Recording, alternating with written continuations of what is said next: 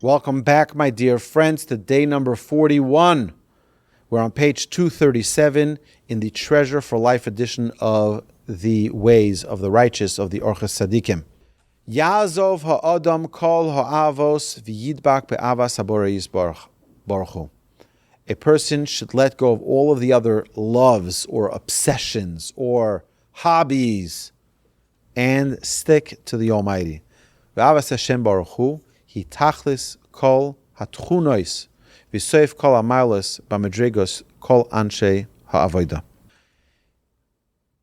Man should abandon all loves and cleave to the love of Hashem. The love of Hashem is the purpose of all qualities and the end of all virtues on the scale of all servants of Hashem. All of the traits are as a ladder to attain this love. To get to this trait of love. To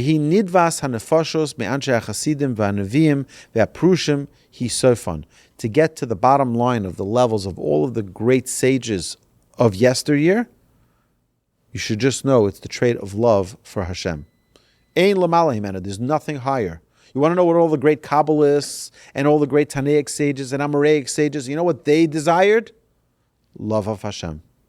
And that's what we are being tasked here tonight, to attain that same level of love according to our own abilities. Shenemer, as the verse states, V'atu Yisrael, Ma Hashem Elokecha Shalom Imach, Ki im liyira u'le'ava oso. The verse in Deuteronomy says, what does Hashem already ask of us?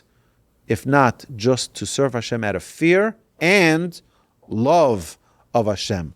U'mipnei shehayira. And since the fear of Hashem, He tachlis haprishus v'soifa, since it is the closest level of Hashem, since abstaining is the level closest that gets us closest to love of Hashem. He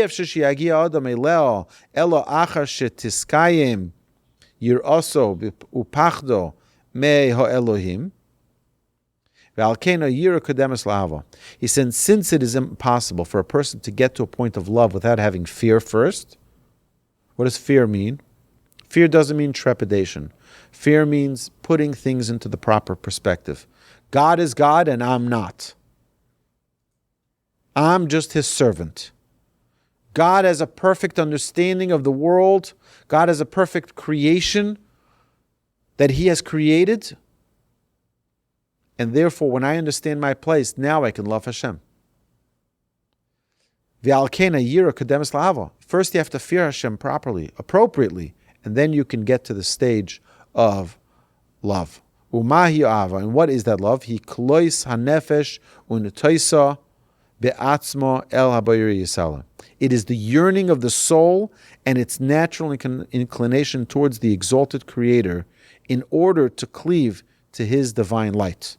What does that mean? We talk about this all the time. What are we trying to do in this world? What are we trying? People who preach a certain ideology. Think about this for a second. People who preach, the Christians murdered more people than any nation on earth. More Jews. Why? Why? What was bothering them? What did they want already? They have a certain idea, a certain concept of closeness with God. And if you don't want to live your life with that closeness to God, you don't deserve life. Boom, out. Islam is the same thing. The only one who says live your life and let others live their life is Jews. Because we don't believe you need to be Jewish in order to be good. You don't need to be Jewish in order to be, quote, saved. You don't need to be Jewish in order to have your place in the world to come. On the contrary, when someone comes to convert to Judaism, what do we say? We don't think it's such a good idea. Why? Because you can fulfill your perfect place in the world to come as a Gentile. Why do you need to burden yourself with 613 commandments when you have 7?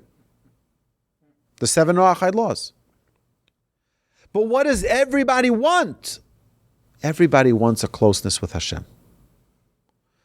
That's the bottom line, is that everybody's yearning, everyone's searching for that closeness to Hashem. The problem is that in our modern day, people don't even know what they want. All they know is that they're addicted to their phones, and they're addicted to their technology, and they're addicted to their TikTok and Facebook and YouTube and Twitter and their games. And they're just busy being busy and not thinking about any purpose in this world. We said, Be'atzma el habayri yisal kadesha tidbak be'oiro ha'elyon. You want to connect to the highest levels of God's light, God's divine light. Hine nefesh hazois hi mikor hadas. The soul is the source of knowledge. V'hi tahora v'zaka, and it is pure and is refined. V'haboire koishra baguf asher chishkoi rov lenasoisa im hi telech b'darkei Hashem. This is what we say all the time. God takes that lofty soul and puts it into this lowly body. He ties it into this body. It's locked in a prison. You know what that prison is? The rib cage.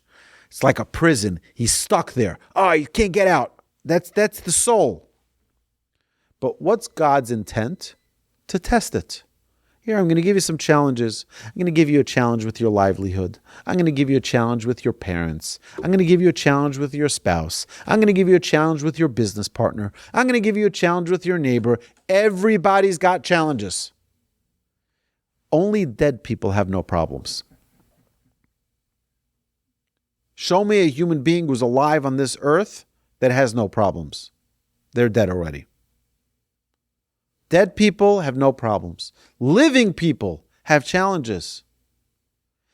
Im hitelech b'darkei Hashem. Hashem is going to test us throughout our lifetime. Are we going to go in His ways? And because we are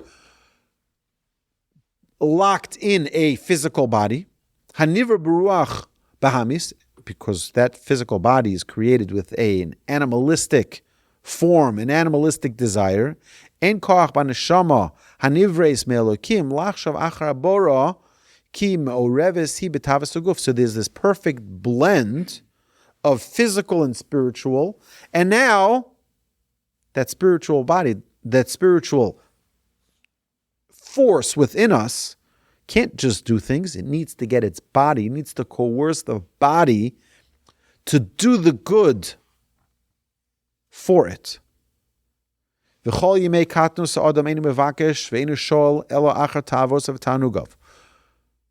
Our entire life of childhood is asking for our own physical pleasures.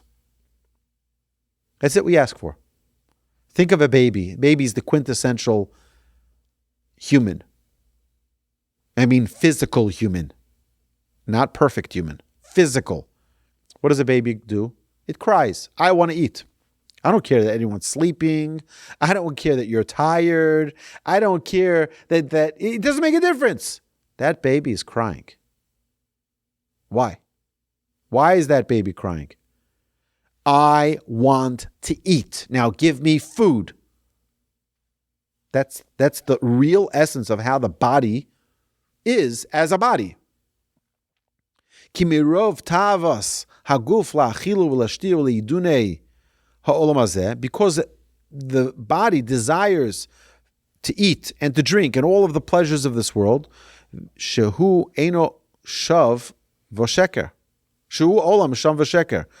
Because it wants from this world that is false and this world that is vain, v'lesef hon rav, and I want to make a lot of money, a lot of desire. I want to live a lavish lifestyle. Ein koach b'neshama lachashov achar habori yisborach. Because he's so busy trying to fulfill the will and desires of the body, he doesn't get a chance to ever notice his soul. Kihi melubeshes baguf, because it's coated with a body. The soul is blocked by that body. Shuhu malbush shel bahamius vehavle shav. It's an animalistic beastliness and deceitful vanities that blocks us from giving proper attention to our soul. Ve'achar shetargish hanefesh b'ma sheyesh bo te'eles la'atzma bilti shituf haguf. And when the soul feels that there is something that it can do without the body's assistance. Oz hi tis'ave levakesh menucho mimad ve'aguf. V'kashi yisave achole larofe. He says what happens, but when the soul senses its own good apart from the body, it desires to seek out a reprieve from bodily tribulations, as a sick man desires to be healed. And when the soul is healed of the body's illnesses, it finds light and power within itself. Ve'osa avo kshura besimcha, ve'osa simcha mavrachas me'alevavo ni'imos haguf etanuge ha'olam. Ve'osa simcha aza u'mizgaberes alevavo v'chol anos sheba'olam hein ka'ayin. Keneged tigboras simchas avas Hashem Yisbarach. Listen to this amazing sentence. The soul is then filled with love, and that love is bound up with joy, which chases away from his heart bodily desires and worldly pleasures. That joy grows and overpowers his heart, and all of the pleasures of the world become worthless compared to the exuberant joy of love of Hashem. You know, my grandfather would say about his rabbi, Reb Yerucham Levovitz, that he instilled in his students such a fear and love for God that they never enjoyed from worldly pleasures anymore. They never enjoyed. They said whoever touched the doorknob of that yeshiva never looked at the world again the same way. I heard once from the name of a student who, after many years, left the yeshiva and left the ways of the Torah, moved to the United States and became secularized. And someone once met him. He says, I learned in the mirror by Rabbi Yerucham. He says, really? You learned in the mirror? Like, wow, that's like... He says, and I'll never forgive him. He says, why won't you forgive him? He says, because once I saw him, I could never enjoy from this world again. It was so real, the clarity of our mission in this world, everything else is vain. Everything else is a waste of time. Rabbi Yerucham would say, he once went into someone's house, he says, you see that drape on the wall covering the windows? That too is taking away from your connection to Hashem. That too. Why? That doesn't mean that we should live. I want to just make a disclaimer here. That does not mean that we should not live a life and have pictures. I see you have beautiful pictures behind you there on the wall, and you have books there behind you on the wall, and you have a beautiful, it looks like a sound room over there, right? So it doesn't mean that we shouldn't have a beautiful home, but we have to be very, very careful of falling into the trap of ignoring our neshama, our soul, and connecting to Hashem. And here he concludes here, Ubechol hirhurav yachshov eich lasos ritzon habore v'lezakos harabim v'lasos kiddush Hashem v'limsor atzmo be'avas Hashem Yisbarach. He says, in everything that a person does, in all of his thoughts, he should think, how can I assist others in attaining this elevated light of Hashem? And to make a kiddush Hashem, to sanctify God's name, and to be willing to give our lives for the sake of glorifying God's name in this world. My dear friends, it's an important task we have here. The task of being godly every single day, living our lives, eating, drinking, sleeping. For what? So that I can serve Hashem. But what do we really want to do? What we want to do is chisel away from our body's desire to just be physical and instead focus on being spiritual, connecting to God. And then what? The physical things have it has no taste. It has no value to us. Again, it does not mean, disclaimer again, it does not mean that we shouldn't enjoy our food. It doesn't mean that we shouldn't enjoy our drink. It doesn't mean that we shouldn't enjoy our sleep or all of our other physical pursuits. But it means that when someone is so intense in his relation with Hashem, other pleasures fall to the side. My dear friends, Hashem should bless us to be able to attain this trait of love. I look forward to continuing with day 42.